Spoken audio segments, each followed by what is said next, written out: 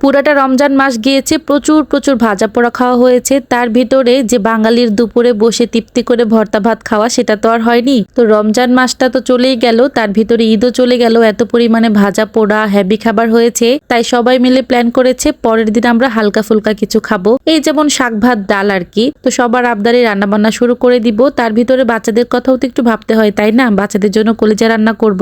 আসসালামু আলাইকুম এভরিওয়ান, আপনারা সবাই কেমন আছেন? আমি আলহামদুলিল্লাহ ভালো। আজকের ভিডিওটা দুপুরে রান্না বান্না থেকে শুরু করেছি। এটা হচ্ছে ঈদের পরের দিন কেউ আর মাংস খেতে চায় না, বলে যে না আর খাবো না, একটু হালকা পাতলা কিছু রান্না করো, যেমন শাক ভাত ডাল এরকম আর কি। তো সজনে দিয়ে ডালটা আমাদের ঘরের সবাই পছন্দ করে, সজনে দিয়ে ডাল রান্না করব, পাট শাকটাকে একটু ভাজি করব আর ঢেঁড়স ভাজি করে নিব, আর আমার যা রান্না করবে কলিজা। যখন ভাবির বাসায় বেড়াতে গিয়েছিলাম তখন কলিজা ভুনা খেয়েছিলাম, মানে উনি কলিজাটা এত মজা করে রান্না করে, আমার কাছে খুবই ভালো লেগেছে। তাই ভাবিকে বলেছি, ভাবি আজকে কলিজাটা আপনিই রান্না করেন। এই তো আমি একদম হালকা একটু হলুদ দিয়ে পেঁয়াজ কুচি দিয়ে ঢেঁড়স ভাজিটা বসিয়ে দিয়েছি, সাথে কয়েকটা আস্ত কাঁচামরিচ দিয়েছি। বাচ্চারা যেহেতু ঝাল খেতে পছন্দ করে না, তাই কাঁচামরিচটা আর কেটে দেইনি, আস্তে আস্তে দিয়ে দিয়েছি। এখন রান্না করে নিচ্ছি সজনে দিয়ে ডাল। সজনে দিয়ে ডালটা আমরা একদমই কষিয়ে রান্না করি, মানে সব ধরনের মশলা অল্প অল্প করে দিয়ে রসুন কুচি দিয়ে দিলাম। আমি সব সময় ডালের জন্য ওইভাবে করে রসুন কুচি কুচি করে রেখে দিই, সময় বাঁচানোর জন্য। কিছু করার নাই আপুরা, ছোট ছোট বাচ্চা নেই, অনেক কষ্ট করে রান্না বান্না করতে হয়। এর ভিতরে শর্টকাট রাস্তাগুলো কিন্তু আমার জন্য বেস্ট। হয়তো বা এগুলো স্বাস্থ্যের জন্য খুব একটা ভালো না, তবে কিছু করার নাই, মাঝে মাঝে একটু শর্টকাট রাস্তা নিতেই হয়,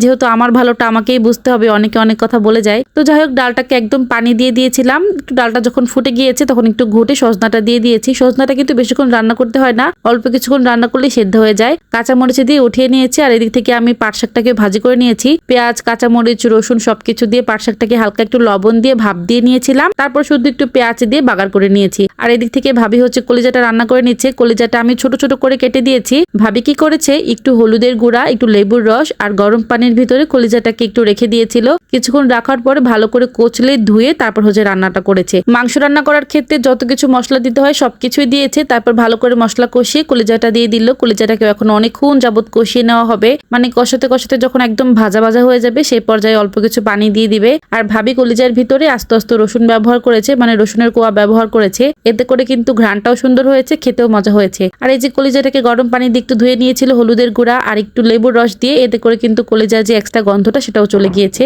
এই ছিল আজকে টুকটাক রান্না বান্না করে সব ধরনের কাজ করে একদম ঘর দুয়ার গুছিয়ে নিয়েছি। বাচ্চাদেরকে খাইয়ে ঘুম পাড়িয়ে দিয়েছি। তারপর হচ্ছে আমিও খাওয়া দাওয়া করে নিচ্ছি। ঢেঁড়স ভাজি, পাট শাক ভাজি, কলিজা ভুনা আর সজনে দিয়ে ডাল। যত যাই কিছু খাই, ভাত দিয়ে একটু শাক ভাজা খেতে যে মজাটা পাই সেটা কিন্তু অন্য অন্য খাবারে পাওয়া যায় না। মানে অল টাইম খাওয়া যায় শাক ভাত ডাল, এগুলো ছাড়া বাদ বাকি খাবারগুলো কিন্তু একদিন দুই দিনের জন্যই ঠিক আছে, তাই না বলেন আপুরা? তো যাই হোক, খাওয়া দাওয়া কমপ্লিট করে বাচ্চারা যেহেতু ঘুমাচ্ছে, ভাবলাম একটু মেহেদি পড়ি। মেহেদি পড়তে পড়তে মেহেদিমা আবার উঠে পড়েছে, তো ওকে একটু খাইয়ে ওকে একটু রেখে তারপর আসলাম আবার পুডিং বানাতে। পুডিংটা আমার যাই আমাকে বলে বলে দিচ্ছে আর আমি হচ্ছে বানিয়ে নিচ্ছিলাম। আমি তেমন ভালোভাবে পারি না, এর আগে দু একবার বানিয়েছিলাম, তবে খুব একটা ভালো হয়নি। ভাবির পুডিংটা এত বেশি মজা হয়, তো ভাবির কাছ থেকে আজকে একটু শিখে রাখলাম, পরবর্তীতে যেন একা একা বানিয়ে খেতে পারি। তো 6টা হাঁসের ডিম দিয়েছি। আমার কাছে মনে হয় পুডিং বানানোর সময় হাঁসের ডিম বা দেশি মুরগির ডিম, এই দুইটা ডিম যদি থাকে তাহলে কিন্তু পুডিং এর টেস্ট একদম দ্বিগুণ বেড়ে যায়। একবার ট্রাই করে দেখতে পারেন, যারা অল টাইম ফার্মের মুরগির ডিম দিয়ে পুডিংটা খান তাদের জন্য বলছি আর কি। পুডিং এর জন্য ডিম, দুধ আর চিনি একসাথে মিক্স করে ব্লেন্ডার করে নিয়েছি। আর এদিক থেকে একটু ক্যারামেল বানিয়ে নিচ্ছিল ভাবি। তো ভাবির কাছ থেকে দেখে দেখে একদম শিখে রাখছিলাম, যাতে করে পরবর্তীতে বানাতে পারি। পুডিংটা বানাতে বানাতে আমরা সবাই কিন্তু এক ফাঁকে চাও খেয়ে নিয়েছি। চা না খেলে তো চলেই না। ভাবি আবার সবার জন্য চা বানিয়েছে। তো চা খাওয়ার পরে পুডিংটাকে সেট করা হয়েছে, গরম পানিতে দিয়ে দেওয়া হলো। উপরে একটা বড় সাইজের পাথর দিয়ে ভাত দেওয়া হলো, তারপর 40 মিনিট পর্যন্ত জাল করা হলো। পুডিংটা রেডি হয়ে গেল। ঠান্ডা করে আনমোল্ড করে নিলেই কিন্তু হয়ে গেছে। দেখেন পুডিংটা কত সুন্দর হয়েছে আর খেতে অসাধারণ হয়েছে। আজকে তো ভাবির রেসিপি দেখে দেখে শিখে রাখলাম, অন্য আরেকদিন রেসিপি আকারে শেয়ার করব। তো আজকের ভিডিওটা এই পর্যন্ত। সবাই অনেক বেশি ভালো থাকবেন। আল্লাহ হাফেজ।